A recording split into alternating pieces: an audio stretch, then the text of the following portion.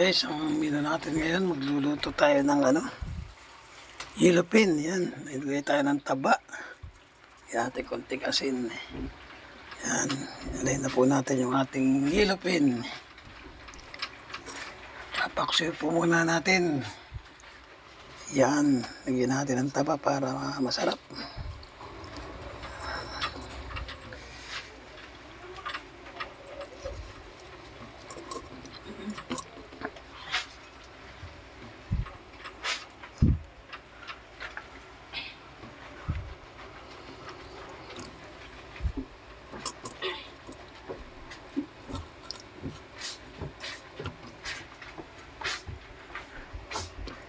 Yan po.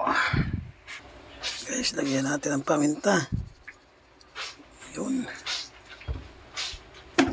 Yan guys, lagyan natin ng asin uli. Yan. Sa ilalim at sa ibabaw. Yan. Tapos, lagyan po natin ng bawang. Yan.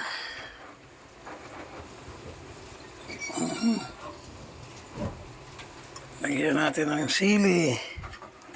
Tapos lagyan natin ng suka. Ayan. Yan po ang ating paksiw na yellow pin. Po mga lods, yung ating ginanga. Yan, paksiw. Ayun ko lang po ang kaibahan ng paksiw sa ginanga. Ang paksiw po may luya. Ang ginanga wala.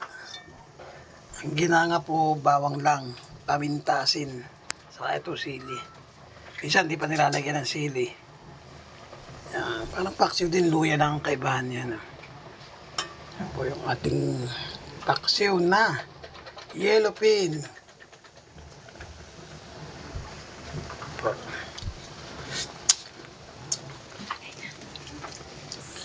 Dagdag natin ang suka. Yun. Sakto na po yan, suka.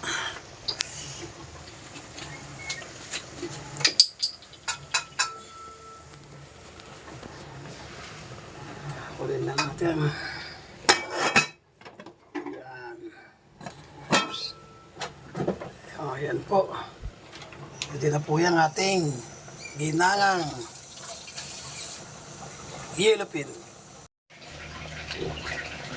Ayan mga lods, gagataan naman natin yung ating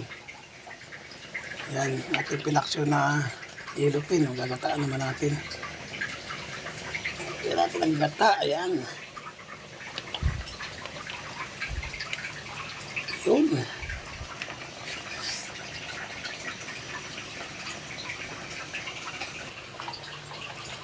Lagyan pa natin ng isa.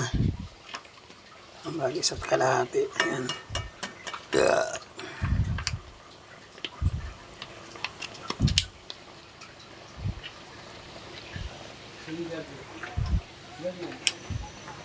Ayan po yung gata. Medyo namuunaw. Nakalagay sa rep. Pero matutunaw din po yan. Yan. Lagay na natin yung ating gulay. Oh. Pechay at saka mustasa. Yun, daming gulay. Ayan po. Kukulan lang natin saglit. Kukulan natin saglit. Yan na mga lods, luto na ang ating yan o. Yan yung ating ginataang yellow pin. O, ayan po, luto na.